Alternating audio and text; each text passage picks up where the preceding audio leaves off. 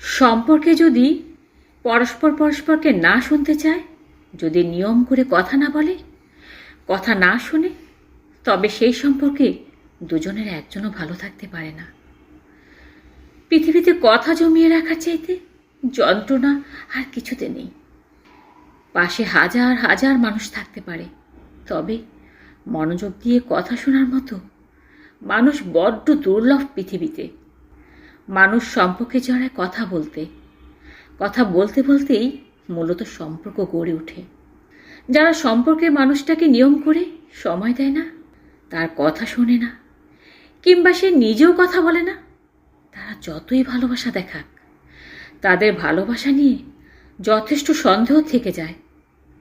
মানুষ বলতে চায়, একাধারে শুনতেও চায়। যদি তাই না হতো, তবে পৃথিবীতে মানুষের সঙ্গীর কোনো প্রয়োজনই থাকতো না।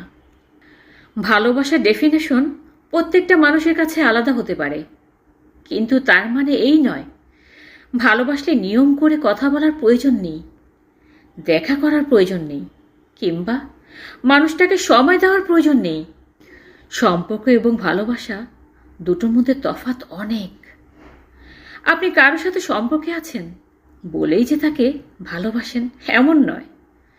সম্পর্কে ভালোবাসা তৈরি হয় কথার মাধ্যমে। আর সম্পর্কে থাকা মানুষটাকে যদি শুনতে না চান, তাকে বলতে না চান, তবে তাকে আর ভালোবাসেন কই? ভালোবাসলে আর যাই হোক, কথা না বলে থাকাই যায় না। মানুষটার কণ্ঠ শোনার যে ব্যাকুলতা, এই আকাঙ্ক্ষা আসেই মূলত ভালোবাসা বোধ থেকেই। যাকে ভালোবাসেন না, তার কথা শুনতে চাইবেন? তাকে কিছু বলার আগ্রহ থাকবে? নিশ্চয়ই না।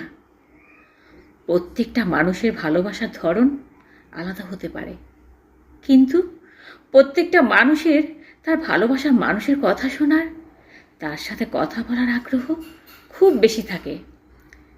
যাকে ভালোবাসেন, তার কথা না শুনে, তার সাথে কথা না বলে, অনায়াসে দিন রাত পার করে তাকে যতই ভালোবাসার উপমা দেখান না কেন, তার মনে সন্দেহ থেকেই যায়।